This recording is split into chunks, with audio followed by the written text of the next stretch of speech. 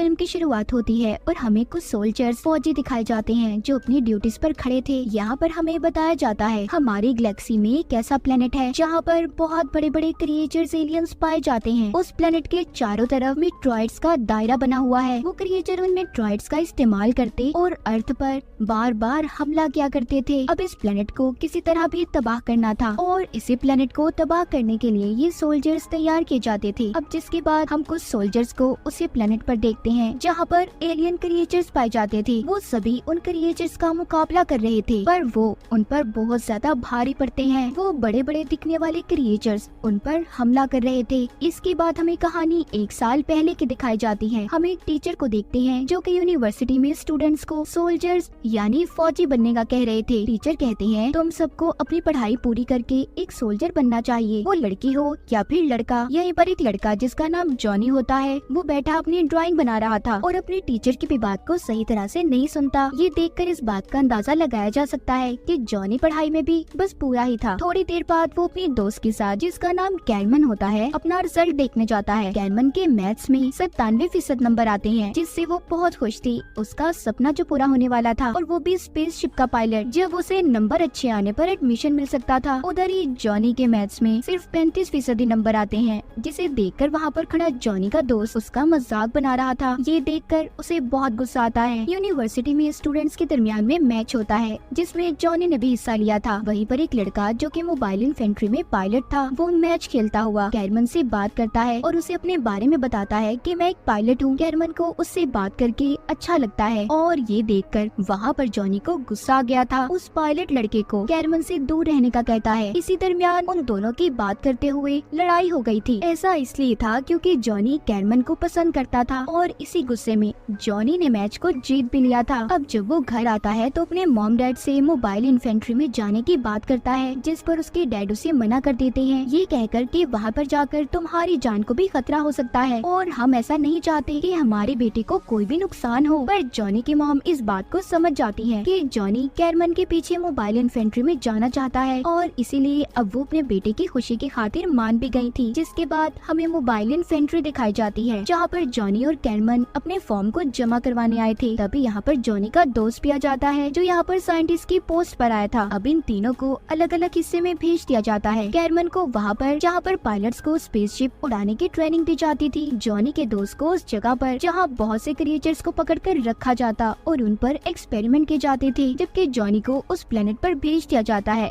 जहाँ पर सोल्जर्स फौजी बनने की ट्रेनिंग दी जाती थी। ये सुबह होते ही अपने अपने प्लैनेट्स पर निकल गए थे जहाँ पर इन्हें ट्रेनिंग दी जानी थी। जॉनी भी अपने सोल्जर्स ट्रेनिंग में आ गया था। वहाँ पर एक बहुत सख्त ऑफिसर था जिसने इन्हें ट्रेनिंग देनी थी। थोड़ी देर के बाद उधर एक और लड़की आती है जो जॉनी के साथ ही पढ़ा करती थी और उसे पसंद भी करती थी, मगर इस बारे में जॉनी कुछ भी नहीं जानता था। खैर अब इनकी ट्रेनिंग शुरू हो जाती है। ऑफिसर सबसे चाकू से बोर्ड पर निशान लगाने का कहते हैं। यहीं पर एक लड़का बोलता है कि अगर हमें गन बंदूक से ही लड़ना है तो चाकू का क्या काम। ये सुनकर ऑफिसर चाकू को लेकर उसकी तरफ फेंकता है जो सीधा उसके हाथ में आकर लगा था और कहता है जब दुश्मन सामने होना तो ये नहीं देखा जाता कि हमने चाकू से वार करना है या गन से। ऐसा सख्त रवैया ऑफिसर का देखकर सब घबरा गए थे। दूसरी तरफ कैरमन जिसको स्पेसशिप को चलाने का कहा गया था उसके साथ और पायलट्स भी थे। कैरमन का काम इस स्पेसशिप को बड़े से स्पेसशिप के पास से ध्यान से गुजारना था, जिस काम को उसने बड़े ही अच्छे तरीके से कर लिया था। ये देखकर उसके साथ बैठे पायलट्स भी खुश हो गए थे। उधर जॉनी और उसके साथी जितने भी सोल्जर्स की ट्रेनिंग ले रहे थे उन्हें एक गेम खेलने का कहा जाता है। उनकी 2 टीम्स को बना दिया जाता है। गेम में जो भी टीम जीतेगी उनमें से जो भी सबसे पहले झंडे को लहराएगा उसको इन टीम्स का लीडर बना दिया जाएगा। जॉनी इस गेम को जीतने के बाद झंडे को लहरा देता है जिससे अब उसे टीम का लीडर बना दिया गया था। जब वो अपने कमरे में जाता है तो वहाँ पर कैरमन ने उसके पास एक वीडियो भेजी थी जिसमें वो बता रही थी कि यहाँ पर आकर मैं बहुत अच्छा महसूस कर रही हूँ और मुझे इस बात की बहुत खुशी है कि हम क्रिएचर्स के खिलाफ जंग लड़ेंगे, मगर जॉनी अब हमें अपनी दोस्ती को खत्म करना होगा। मुझे नहीं लगता कि इस जंग के बीच हमारी दोस्ती और ज्यादा टिक पाएगी। इतना कहकर उसकी वीडियो एंड हो जाती है।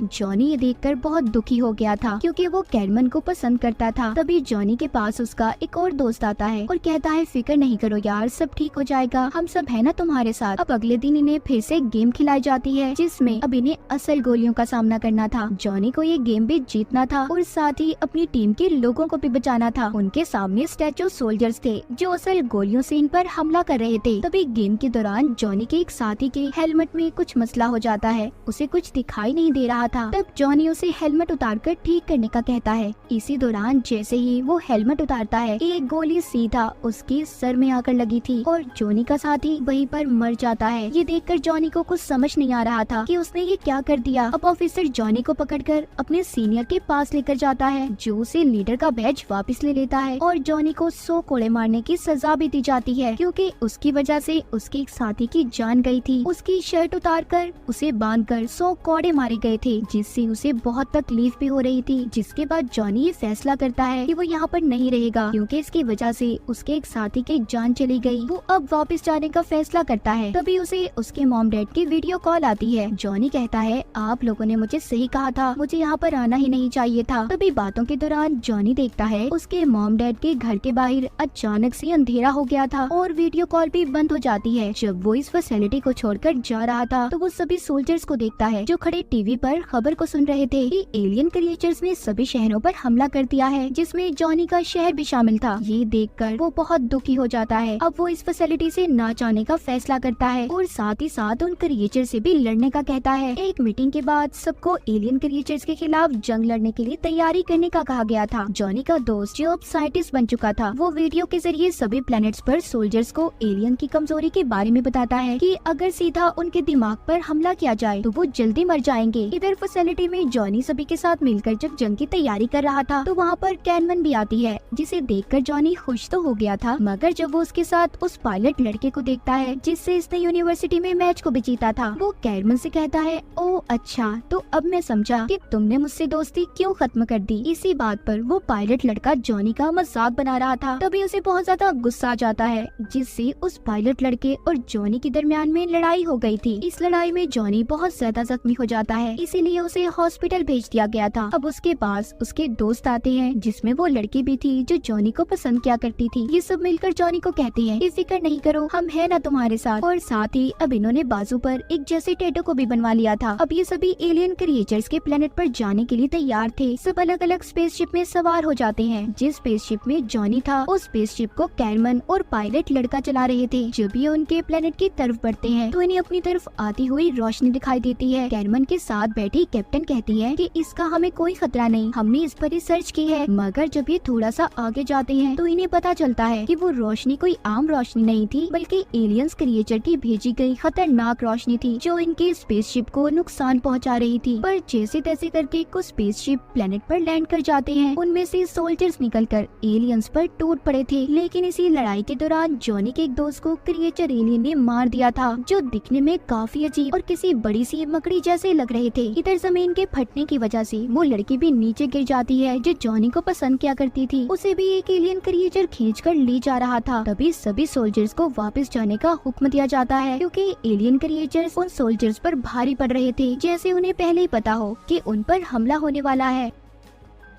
जब ये सभी वापस जा रहे थे तो एक एलियन क्रिएचर जॉनी पर हमला कर देता है जिससे वो काफी जख्मी हो गया था। अगले सीन में दिखाया जाता है कैरमन और पायलट लड़का मरे हुए सोल्जर्स के नाम की लिस्ट को देख रहे थे जिसमें जॉनी का नाम भी शामिल था। ये देखकर कैरमन वहाँ पर घबरा गई थी, मगर जॉनी मरा नहीं था। उसे बेस पर लाकर एक लिक्विड में डाल दिया गया था जो उसके जख्मों को ठीक कर रहा था। थोड़ी देर के बाद वो लड़की जो जॉनी को पसंद किया करती थी और उसके दोस्त उसके पास आते हैं जो अभी भी जिंदा थे, उन्हें भी बचा लिया गया था। वो लड़की जॉनी को बताती है कि कल तुम्हें इस लिक्विड से निकाल लिया जाएगा। ये सुनकर जॉनी खुश हो गया था। खैर इसके ठीक हो जाने के बाद वो लड़की जो इसको पसंद किया करती थी और इसके एक दोस्त को, इन तीनों को नई टीम में भेज दिया गया था क्योंकि इनकी पुरानी टीम के सारे सोल्जर्स एलियन के प्लैनेट्स पर मारे गए थे। यहाँ पर इनकी टीम का नया ऑफिसर कोई और नहीं बल्कि जॉनी का टीचर था जो हमने कहानी के शुरू में भी देखा था, जिसे देखकर वो सभी बहुत खुश होते हैं। अगले दिन सोल्जर्स को दोबारा से एलियन के प्लैनेट पर जाना था जहाँ पर जाकर सबसे पहले ये उन एलियंस पर हवाई हमले करते हैं। तभी एक बहुत बड़े सुराग से काफी बड़ा एलियन क्रिएचर बाहर आता है, जिसके ऊपर चढ़कर जॉनी उसके सर में पहले तो बहुत सी गोलियां मारता है। तब भी उस एलियन क्रिएचर को कुछ भी नहीं हुआ था। अब जॉनी उस सुराग में जो गोलियां लगने की वजह से क्रिएचर के सर में हुआ था उसके अंदर बॉम्ब को डाल देता है, जिस वजह से उस क्रिएचर के चीथड़े उड़ गए थे और वो वहीं पर मारा जाता है। ये देखकर सभी खुश हो गए थे। जॉनी के टीचर उसकी ऐसी बहादुरी को देखकर उसको टीम का हेड बना देते हैं। जिसके बाद जॉनी और कुछ सोल्जर्स अपने ऑफिसर यानी कि अपने टीचर के साथ एक बेस पर जाते हैं, जहाँ पर जाकर वो देखे वहाँ पर क्रिएचर्स के हमले की वजह से सभी सोल्जर्स मारे गए थे। जॉनी के टीचर एक सोल्जर के सर में सुराख को देखते हैं और कहते हैं मुझे लगता है कोई ऐसा क्रिएचर भी है जो इंसानों का दिमाग खाता है। तभी वहाँ पर वो अपनी तरफ बहुत से एलियन क्रिएचर्स को आते देखते हैं जिन्होंने उस बेस पर हमला कर दिया था। उन्हीं में कुछ एलियन क्रिएचर्स उड़ने वाले भी थे जो अब जॉनी और उसके साथियों पर हमला कर देते हैं। वहाँ पर जॉनी के टीचर उसको मदद बुलाने का कहते हैं। कुछ देर के बाद वहाँ पर कैरमन और पायलट लड़का स्पेसशिप को लेकर आ गए थे। पायलट लड़का सभी को स्पेसशिप के अंदर जाने का कहता है क्योंकि वहाँ के हालात बहुत खराब हो चुके थे। इसी दौरान जमीन के अंदर से बहुत बड़ा क्रिएचर बाहर आता है जिसने टीचर को अपनी तरफ खींच लिया था। जॉनी अपने टीचर को बचाने की कोशिश कर रहा था मगर नहीं बचा पाता। उस क्रिएचर ने टीचर की दोनों टांगों को खा लिया था। टीचर से दर्द बर्दाश्त नहीं होता, इसीलिए वो जॉनी को खुद को मारने का कहते हैं और अपनी जगह उसने जॉनी को अब ऑफिसर बना दिया था। जिसके बाद वो लड़की जो जॉनी को पसंद किया करती थी वहाँ उस क्रिएचर के मुंह में बॉम्ब को डाल देती है क्योंकि वो अपने टीचर का उससे बदला लेना चाहती थी। बॉम्ब फटते ही वो क्रिएचर मर गया था। ये देखकर वो खुश होती है कि उसने अपने टीचर का बदला ले लिया। जैसे ही वो पीछे मुड़ी थी वो इस बात को भूल जाती है कि अभी भी और भी क्रिएचर्स पीछे से आ सकते हैं। तभी एक क्रिएचर ने पीछे से आकर अपने दांत उसके जिस्म में घुसा दिए थे जिससे वो काफी ज्यादा जख्मी हो गई थी। जॉनी उसको बचाकर स्पेसशिप में लेकर आता है मगर रास्ते में ही उसने दम तोड़ दिया था। मोबाइल इन्फेंट्री पहुंचने के बाद सभी मिलकर उस लड़की का फ्यूनरल करते हैं। जॉनी उसकी मौत पर बहुत दुखी था। जिसके बाद वहाँ पर अब जॉनी का वो दोस्त आता है जो साइंटिस्ट बन चुका था। वो बताता है कि मुझे पता चला है उस प्लेनेट पर ऐसा एलियन क्रिएचर भी है जो इंसानों का दिमाग खाता है, तो तुम्हें वहाँ उस प्लेनेट पर दोबारा जाना होगा और उधर जाकर उस क्रिएचर को जिंदा पकड़कर वापस लाना है ताकि मैं उसके दिमाग पर एक्सपेरिमेंट करके रिसर्च कर सकूं, इस बात का पता लगा सकूं कि उन क्रिएचर्स को कैसे खत्म किया जा सकता है। ये सब सुनकर जॉनी क्रिएचर के प्लेनेट्स पर जाने के लिए दोबारा से तैयार हो गया था। हालांकि वो जानता था कि उसकी जान को खतरा भी हो सकता है।